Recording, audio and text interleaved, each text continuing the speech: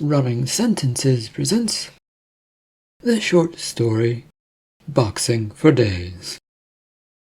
A young man sees Boxing Day on the calendar and tries to box his mom as a result. This story was written and narrated by Michael Hunnery. It is a work of fiction, so any names, characters, businesses, events, and situations within this story are products of the author's imagination. Any resemblance to real people, situations, characters, businesses, and/or events, plus fictional businesses, events, characters, and so on, is purely coincidental. Copyright 2024, Michael Hunnery, all rights reserved. Jazz comes racing into the kitchen, his hands wrapped up as best he could in imitation boxing gloves that he made. It was a lot of sticky tape from duct tape to the regular stuff that he'd found around the house. Upon seeing his mother, he put up his hands in a boxing-like pose that totally wasn't one at all. "All right, Mom, today's the day." "What are you talking about, Jazz?" "Today is a holiday and it needs to be celebrated." She'd been looking through the cabinets to figure out what to have for dinner. Leftovers from Christmas didn't sound good right now, so the search had begun. Now she turned to face her 7-year-old son and had to raise her eyebrows at the sight of him. "What are you talking about?" "It is Boxing Day. It is the day of boxing." "It is the day of what?" "Have you ever looked at the calendar, Mom?" "Yes, many times. What does that have to do with anything?" "The day after Christmas, which is today, listed as a holiday." She glances over towards the nearby kitchen calendar, which did indeed, from what she could see, say Boxing Day. "Oh, honey." "It's boxing time. Come on, put up your fist. Let's fight." That isn't what this holiday is about, and we don't celebrate that here." "What? Why not? And what do you mean? Things couldn't be simpler. Boxing is boxing, unless it means those cardboard boxes things, but then it's a different thing, but I don't really know about that, or how you would box a box."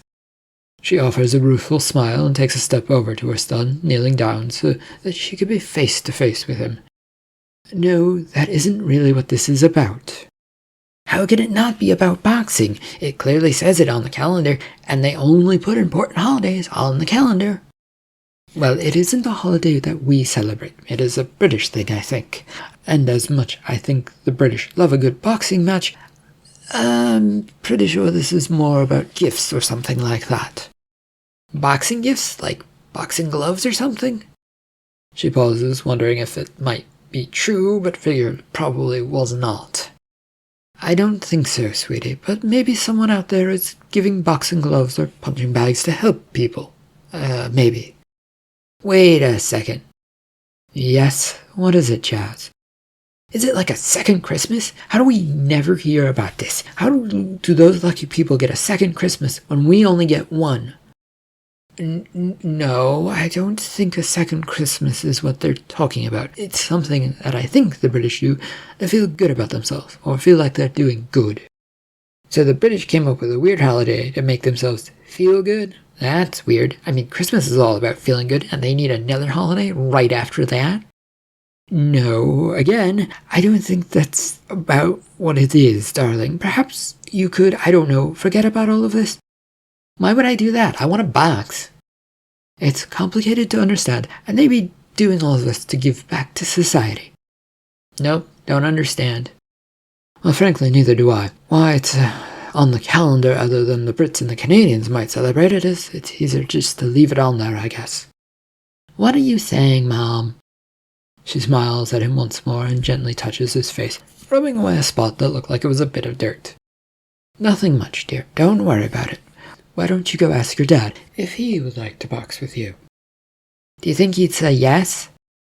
"Well, there's only one way to find out. Go ask him." Off Jazz shot out of the kitchen in a rush to go find his dad. Iris rose from her crouched position and found her cell phone to look up Boxing Day. It only took a few seconds to get a result. All about giving to the poor. Not a bad thing to do, though how many bad Christmas gifts get sent to the poor as a result? I do hope not a lot. With that done, she went back to figuring out what to do for dinner that night. It was her turn to cook after all, and right about now ordering out seemed like the best option. End of Boxing for Days.